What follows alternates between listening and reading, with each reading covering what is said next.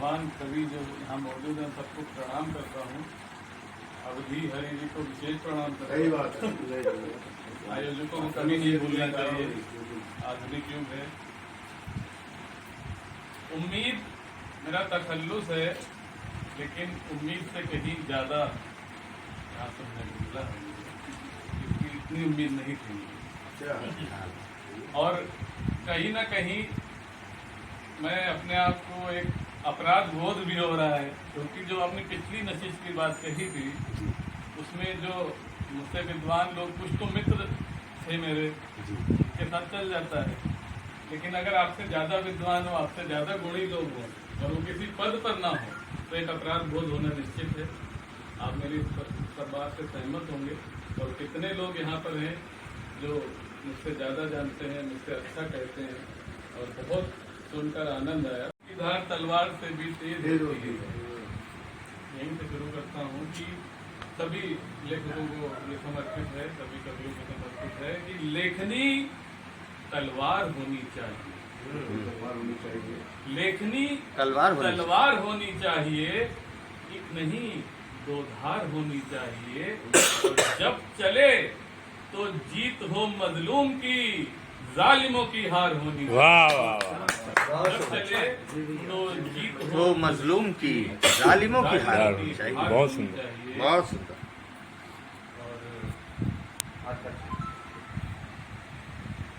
हमारे लखनऊ के, मैं अक्सर संचालन भी करता हूँ। योगी जी यहाँ बहुत अच्छा संचालन कर रहे हैं, और संचालक वही सबसे अच्छा होता है जो बिना किसी कागज या बिना किसी मोबाइल के संचालन करे। हालांकि मुझ में थोड़ी बहुत कमी है, मैं सहारा लेके करता हूँ, लेकिन आप बिना किसी तैयारी के संचालन करते हैं, वो सबसे श्रेष्ठ संचालन होता है जो आप अपनी स्मृति के आधार पर करते हैं। तो बहुत बहुत बधाई देता हूँ उनको। और एक बहुत अच्छे शायर हैं लखनऊ के, आप सब उनको जानते होंगे। मैं जब कभी संचालन करता हूँ तो उनकी एक छोटा सा शेर है, वहां से आरंभ करता हूँ कि आप हम बार बार मिलते हैं। शायद आपको उनका नाम याद आ जाए। मुझे यही आशा थी। बहुत दो पंक्तियों में आसान बात है, बहुत अच्छी बात है। शुरुआत करने के लिए बहुत अच्छा है। आप हम बार बार मिलते हैं, इसका मतलब विचार में। हम लोगों में कोई खून का रिश्ता नहीं होता, लेकिन एक कविता की और डोर ऐसी होती है, एक ऐसा सूत्र होता है जिससे हम सब बंधे रहते हैं पूरे विश्व में। चलिए वो एक शेर अपना वो सुना दीजिए, मुकद्दर हाथ में। वो तो एक तन्हा शेर है, जबरदस्त शेर है। वो ऐसे अचानक से बन गया था। मुकद्दर हाथ में होता है, लेकिन लकीरों को हम मुकद्दर कहते हैं। मुकद्दर हाथ में होता है, लेकिन मुकद्दर हाथ में होता नहीं।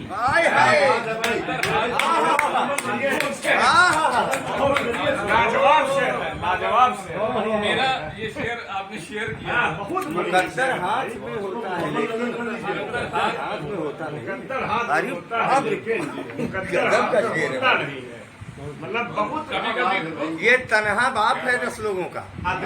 10 शेर कह दीजिए तब भी ये भारी पड़ेगा। एक शेर जैसे मैंने कभी सुना था कि लाश थी इसलिए तैरती रह गई। अच्छा, लाश थी इसलिए तैरती रह गई, डूबने के लिए जिंदगी चाहिए। क्या बात है, क्या बात आज तक ये शेर भूला नहीं है। नहीं, है। अच्छा शेर है।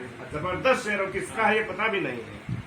आज लाश थी इसलिए तैरती रह गई, डूबने के लिए जिंदगी चाहिए।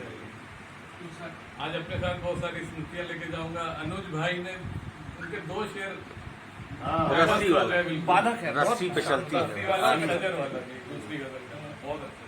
और आदरणीय श्रीवास्तव जी, बोझ साहब और मैडम और जितने भी हैं, और ये आपको तो भूल गए तिल मिला, अभी सबका नाम लेना। मेरे जो डिजिटल गुरु हैं वो पीछे बैठे हैं। बहुत अच्छी कविता इन्होंने भी सुनाई थी। देखिए, आधुनिक युग है, शेर में भी नए नए जाविये निकलते हैं। तो एक मैंने आर्टिफिशियल इंटेलिजेंस, जिसको शॉर्ट में AI बोलते हैं, उसमें मैंने एक कहा चाहती थे कि इसका हल देने में वो भी डरता है। इसका हल देने में, इसका हल देने में वो भी डरता है, उसको भी लगता है इसमें खतरा है। AI से पूछा कैसे इश्क करें, उसने बोला दूर रहो तो अच्छा है। AI से पूछा कैसे इश्क करें, उसने बोला दूर रहो तो अच्छा है। और चलिए अब धीरे धीरे अपने मसले से आपके सामने पेश करता हूँ। हमारे होस्ट साहब हैं, आप जोश बोल रहे थे, वो होस्ट हैं।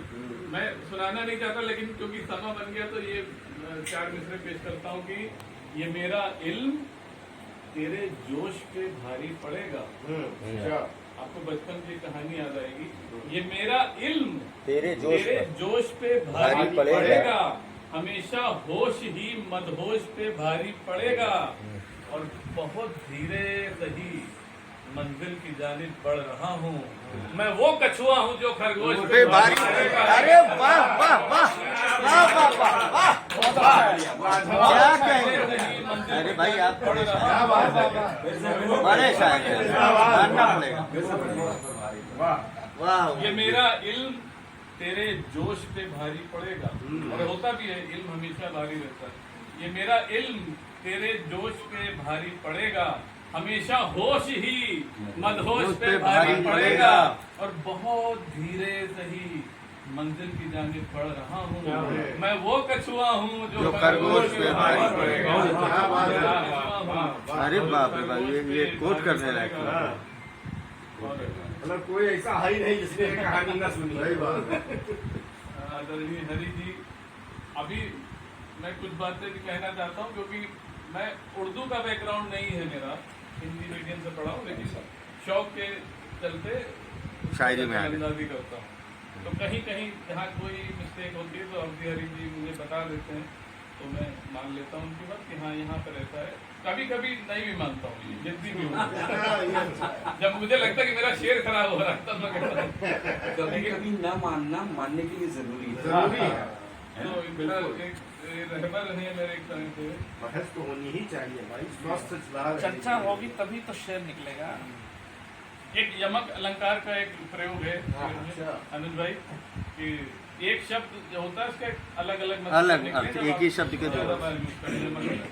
कितना सोचा तब जाके 2-4 हुए, इतना सोचा कितना सोचा तब तब जाके 2-4 2-4 हुए, दिल को छूने वाले कुछ अशआर हुए, और तन्हाई का लुत्फ बढ़ा 2-4 गुना, जब तेरी यादों से हम 2-4 हुए।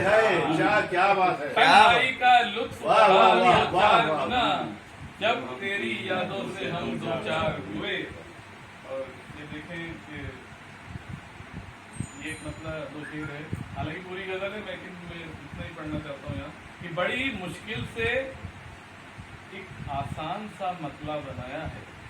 बड़ी मुश्किल से, बड़ी बड़ी मुश्किल से बड़ी एक आसान मुश्किल से ये एक आसान सा मतलब बनाया है। ऐसा कहा जाता है कि आसान गाना आसान लिखना ज्यादा मुश्किल है, ऐसा लोग कहते हैं। बड़ी मुश्किल से ये आसान सा मतलब बनाया है, सभी के दिल तलक जाने का एक रास्ता बनाया है। और देखिएगा ये शेर कि ये मोटिवेशनल स्पीच अच्छी है, मगर अक्सर ये मोटिवेशनल स्पीच अच्छी है, मगर अक्सर है जिसके पास पैसा उसने ही पैसा बनाया है। ये मोटिवेशनल स्पीच अच्छी सही बात है है, भाई। ये मोटिवेशनल स्पीच अच्छी है, चाहे संदीप माहेश्वरियम चाहे जो भी हो, ये मोटिवेशनल स्पीच अच्छी है, मगर अक्सर है जिसके पास पैसा उसने ही पैसा बनाया है। चलो हम ही इसे मिलजुल के हल कर लेंगे आखिरकार। चलो हम ही इसे मिलजुल के हल कर लेंगे आखिरकार। हम ही ने तो जरा सी बात को मसला बनाया है, हम ही ने तो जरा सी बात को मसला बनाया है। और यही नहीं माने थे, ये मसला यही नहीं माने थे। हाँ, वो कहते हैं मसला बनाया है, लिखिए। वो कहेंगे मसला नहीं तो मसला मान लेंगे उसको। देखिए बहुत सारी उसमें वो चलती हैं, शहर को 2-1 मानते हैं, दुश्मन को मानने 1-2 शब्द यूज किए, तो मसला एकदम सही है, शहर बोल चाल में आ गया है। ये सब कहने दीजिए लोग। एक मतलब एक शेर है, जवान दिलों के लिए भी कहता रहता हूँ कि जब से देखा हाल बिचारी बिरहन का, जब से देखा हाल बिचारी बिरहन का, और रो रो करके हाल बुरा है सावन का। जब से देखा हाल बिचारी बिरहन का, रो रो करके हाल बुरा है सावन का। और खास तौर पे देखिएगा कि अब तक इतनी बार कलाई पकड़ी है, अब तक इतनी बार कलाई पकड़ी है, नाप बता सकता हूँ उसके कंगन का। अब तक इतनी बार कलाई पकड़ी है, नाप बता सकता हूँ उसके कंगन का। एक्सपर्ट हो जाता है, एक्सपर्ट हो। हम लोगों की तो सर घड़ी उड़ी का बता लेंगे। तो कलाई पकड़ेगा यार, मतलब यदि पकड़े तो घड़ी उड़ी। मुंबई वाले ऐसे ही होते हैं। कुछ शेर और कहता हूँ, फिर एक मुकम्मल शेर पढ़ेगा योगी भाई। हाँ हाँ, शेर पढ़ेगा। शेर पढ़ेगा श्रीवास्तव जी सर। शेर पढ़ेगा दर्द कहाँ से लाएगा। शेर पढ़ेगा आनंद भाई, शेर पढ़ेगा दर्द कहाँ से लाएगा, मुझको मुझसे बेहतर कौन सुनाएगा। ये चोटों के लिए, ये चोटों के लिए। बहुत अच्छा है। मुझसे बेहतर कौन सुनाएगा, और इल्म की दौलत हासिल करने की एक शर्त, जो ढूंढेगा वो ही इसको पाएगा। इल्म की दौलत हासिल करने की एक शर्त, जो ढूंढेगा वो ही इसको पाएगा। और मैं किसको मैं ये शेर नज़्म करूं मुझे पता नहीं, मैं अवधि हरि जी को करता हूँ। कभी आप आज अध्यापक, कभी स्टूडेंट भी रहे होंगे। तेरी कहानी बिल्कुल मेरे जैसी है, शेर पढ़ेगा दर्द कहाँ से लाएगा, मुझको मुझसे बेहतर कौन सुनाएगा, और तेरी कहानी बिल्कुल मेरे जैसी है, बस कर पगले अब क्या मुझे रुलाएगा। तेरी कहानी बिल्कुल मेरे जैसी है, बस कर पगले अब क्या मुझे रुलाएगा, और रूट कोई भी सकता है तेरे जैसा। रूट कोई भी सकता है तेरे। रूट कोई भी सकता है तेरे जैसा, मेरे जैसा तुमको कौन बनाएगा। रूट कोई भी सकता है तेरे जैसा, मेरे जैसा तुमको कौन बनाएगा। कौन बनाएगा। और हमारे एक वाकया मैं आपको बताना चाहता हूँ। वाकया का ये मुंबई में प्रचलन है, आपको तो शायद पता होगा सत्येंद्र जी को।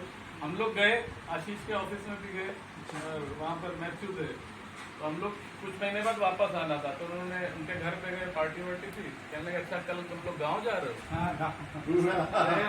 हम लोग के दिल पे क्या बीती है, हम और में आया शहर से, जब मैं गांव में आया धूप से जैसे छाँव में आया। शहर से जब मैं गांव में आया धूप से जैसे छाँव में आया, छाँव में आया, और जिंदगी हो गई है नारद सी। जिंदगी हो गई है नारद सी, कैसा चक्कर ये पाँव में आया। जिंदगी हो गई है नारद सी, कैसा चक्कर ये पाँव में आया। और ये शेर देखेंगे, अंत में द्रौपदी लगा बैठे। अच्छा, अंत में द्रौपदी लगा बैठे, दौर ऐसा भी दांव में आया। अंत में द्रौपदी लगा बैठे, दौर ऐसा भी दांव में आया। और देखिए ये डिस्टर्बेंस आ चुका है, तो मैं जल्दी से अपनी गजल पढ़ूंगा। ध्यान भटक रहा है। देखिए मतलब ये हुआ कि यही है शायरी के इल्म का उस्ताद हो जाना। उस्ताद लोग हैं मेरे लिए, यही है शायरी की इल्म का उस्ताद हो जाना।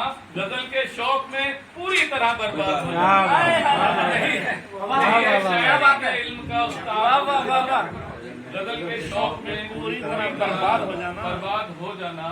नहीं रुकना किसी लहजे का तुम फरियाद होने तक, नहीं रुकना किसी लहजे का तुम फरियाद होने तक, किसी के मांगने से पेशतर इमदाद हो जाना। किसी के मांगने से पेशतर इमदाद हो जाना। अरविंद सर, ये सर सुने अगला शेर। अगर तुम शायरी करना तो करना मीर के जैसी। अगर तुम शायरी करना तो करना मीर के जैसी। अगर तुम इश्क करना इश्क में फरहाद हो जाना।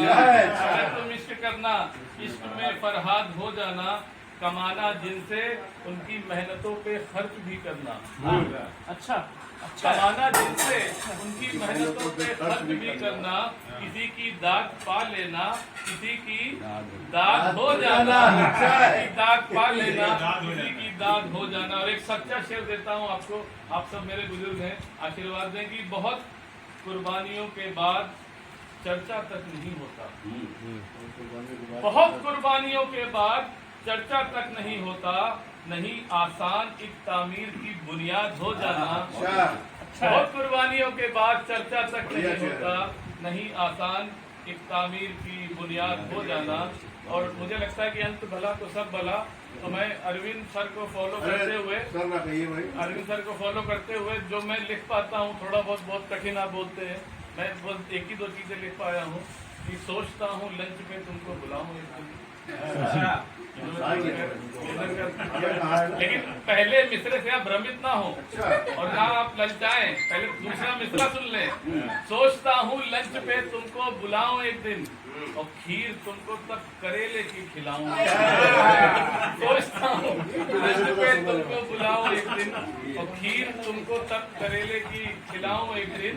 और जिसके एक शेर पे तुम बाल अपने नोच लो, मैंने नोच दिए। जिसके एक एक शेर पे तुम बाल अपने नोच लो, ऐसी 10 गजलें तुम्हें पढ़कर सुनाऊं एक दिन। ऐसी 10 गजलें तुम्हें पढ़कर सुनाऊं एक दिन। और आखिरी शेर आज ये सुनाएंगे क्या? नहीं। और आखिरी शेर ये हुआ कि सबकी जिंदगी में एक उसके विरोध में एक ऐसा प्रभावशाली आदमी होता है जिसका आप कुछ नहीं बिगाड़ सकते।